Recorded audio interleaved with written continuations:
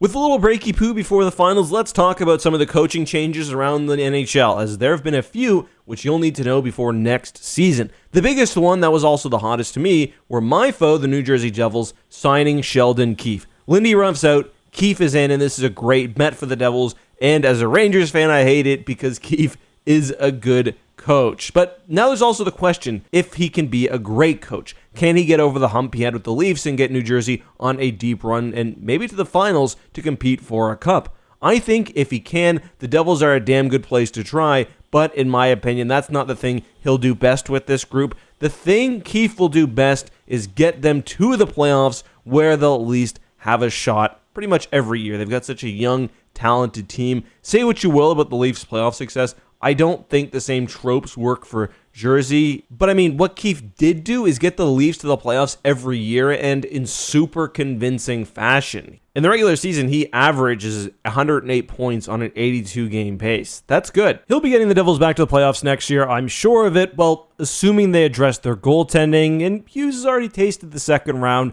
so it shouldn't be the same problem as NTO. Jersey's got a good one. And because he took over for fired Lindy Ruff, what happened to Old Man Ruff? Well, he's back with Old Faithful as he is once again the bench boss in Buffalo. And I don't know how the greater Buffalo fan community feels about this. All the Buffalo fans that I've spoke to are pumped, and as always, I want to know your opinion, but I love it. Lindy obviously has his flaws, but he's a good coach, and goddammit, if it's not just even for nostalgia's sake, I just love seeing him back there. It's just feels right. And you don't have to look far. Just 2 seasons ago, he got the Devils team to overachieve and go on that infamous heater, and I don't see why he couldn't win with Buffalo. I was super excited for Buffalo at the start of this year after just missing the playoffs the year before, but they took a big step back. Hopefully, Lindy can help bring excitement back to the city. Finally, Leafs fans, here's your moment. Big Toronto has hired Craig Berube, the accountability coach, and he's already been seen having his godfather moment with Mitchie. This wasn't a shock to anyone. Biz dropped it live on air like 2 weeks before it happened, so I feel like this has probably been talked about enough.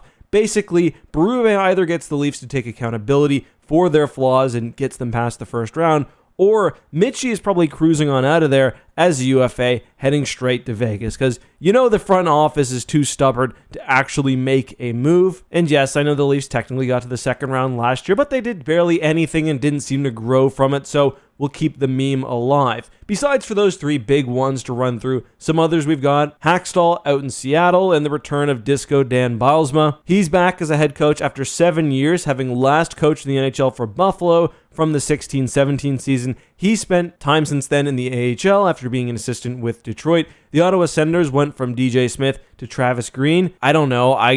It's just, this got to be the worst coaching change. Like, they literally grabbed the DJ Smith of the Western Conference, and it could be another very long year in Ottawa. I'm sorry, Ottawa. I'm not trying to rag on you too hard, but the man has never coached a team to a 40-win season over 5 years, so I don't have a lot of faith in the hire. It could just be a money saver if I know that Ottawa team. Like, the San Jose Sharks fired David Quinn, and their decision to hire nobody as of right now and take their time, I think, is better than Travis Green. So yeah, also the Sharks just don't have a head coach right now. That's TBD. Todd McClellan is out in LA and they're going to roll with Jim Hiller. He took over as interim coach last season when Todd got the boot, and after taking 1 game against the Oilers in round 1, he got the promotion to stay. McClellan is on the market now, and I wonder if he goes back to San Jose where he started his head coaching journey. He wouldn't be walking into a room with Jumbo Joe and Marleau already established and going for a cup right away, but it also might be nice to have a gig with less overall stress. Plus, you got Celebrini and Will Smith. Rod the Bod is staying in Carolina, which I'm happy about. There was a lot of talk about him leaving. I think much ado about nothing, but similar to Lindy Ruff, I like seeing behind that bench. It just feels right.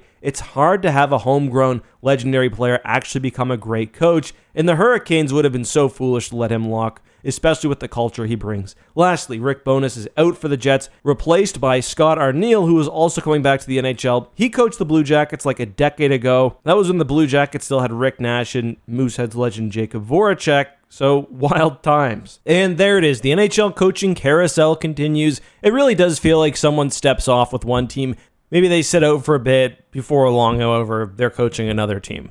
It really does feel like there's been a crazy amount of turnover, though. Like, think of Marty St. Louis. How long do you think he's been tenured in the NHL? Would he be like a medium-length coach, still a new coach? Well, there are only 4 coaches who have had their position with their team longer than Marty. That's Rod Brindamore, Jared Bednar, Mike Sullivan, and John Cooper. Or like, think about Rick Tocchet. That's the big one for me. Feels like he just took control of Vancouver yesterday, but all but 12 teams in the NHL and the Canucks since then have changed coaches. It's crazy.